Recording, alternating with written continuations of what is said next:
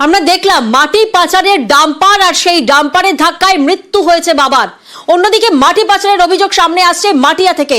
3 ফসলি জমি আর সেই জমিতেই মাটি পাচার।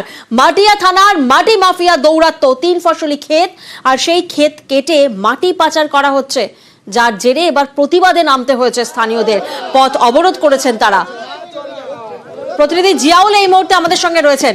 জিয়াউল, মাটি চুরির অভিযোগ সামনে আসছে, প্রতিবাদ, অবরোধ, বিক্ষোভ হচ্ছে, অর্থাৎ স্থানীয়রা জানেন যে মাটি চুরি হয়, দিনে দুপুরে হয় বা রাতের অন্ধকারে হয়, কিন্তু পুরো বিষয়টা কিভাবে সম্ভব, কাদের মদতে এভাবে মাটি চুরি হচ্ছে?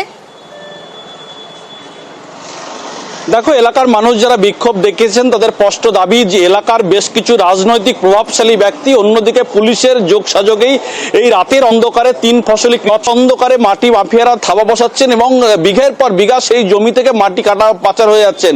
এলাকার মানুষ একাধিকবার সোচ্চার হয়েছেন, কিন্তু কে শোনে কার কথা, তাদেরকে হুমকি দেওয়া হচ্ছে। 50 সদস্য পর্যন্ত যখন বলছেন যে এলাকায় মাটি কাটা যাবে না, এখানে মাটি কাটা হলে এলাকার কৃষি জমি নষ্ট হতে পারে, ফলে কারোর কথাই শুনছে না। ফলে রাত বাড়লেই সেখানে ট্রাক্টর, রাত বাড়লেই সেখানে জেসিপি দিয়ে অবাধে মাটি পাচার হচ্ছে। শুধুমাত্র এই কৃষি জমি, 3 ফসলি কৃষি জমি নাই, এতটাই ডিপ করছে সেই মাটি কেটে, ফলে পার্শ্ববর্তী জমির যে কোনো সময় ধস নামতে পারে। বারংবার এলাকার মানুষ সোচ্চার হোক, কোনো কাজে না হয়। আজকে একেবারে বেড়াচাপা বাদুড়িয়া রোড রাস্তা অবরোধ করে বিক্ষোভ দেখায় এলাকার মানুষজন এবং একটি জেসিপি গাড়ি পর্যন্ত আটক করে এলাকার মানুষজন। কিন্তু এলাকার মানুষের এটা অভিযোগ যে পুলিশ প্রশাসনকে বারংবার বলার পরে পুলিশ প্রশাসন কেন ব্যবস্থা নিচ্ছে না, ফলে পুলিশের উপরেও ক্ষোভ উগরে দেন এলাকার মানুষজন। বলে তাদের একটাই দাবি, 3 ফসলি জমিতে কোনো রকম ভাবে কোপ বসানো যাবে না।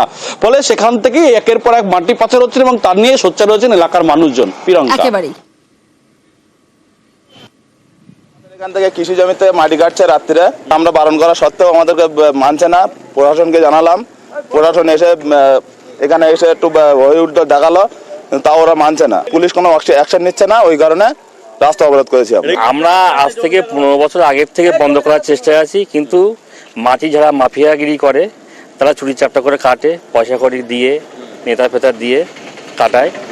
আমরা চাচ্ছি যে প্রশাসন যেন সঠিকভাবে কাজ করে যেন মাটি কাটা টোটাল যেন বন্ধ করে দেয়। কারা কাটছে? পাশের গ্রামে মাটির ব্যবসায়ী, তারাই কাটছে। হ্যাঁ, পুলিশ কেন ব্যবস্থা নেবে না? পুলিশ যেভাবে যে হালাতেই ফোন করেছে, পুলিশ সেই হালাতেই ব্যবস্থা নিয়েছে।